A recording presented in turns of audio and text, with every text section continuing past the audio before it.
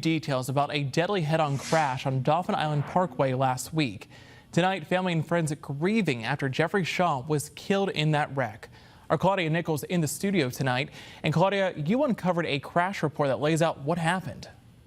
That's right, Cameron. According to this report from Aaliyah, the driver of another car veered into the opposite lane when the head-on collision happened. I'm told Jeffrey Shaw was on his way home from work when he tragically lost his life. I heard this tremendous crash, and I walked up like this, and I saw the big car that was going north flipping. He must have flipped about 3 or 4 times before he landed in the ditch. One man, they got him out on the ground, and I could see him moving, but my neighbor told me the other one didn't make it. Alice Bracken will never forget what happened right in front of her house last Wednesday.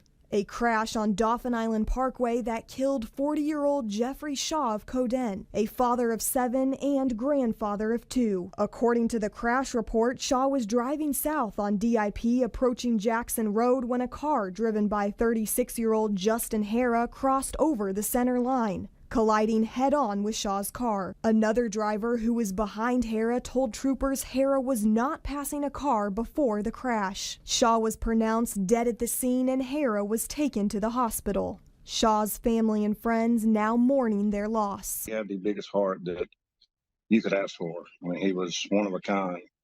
A big jokester, always laughing, would always try to make a negative into a positive. Shaw's older brother, David Baker, says his brother had recently overcome addiction and impacted many lives.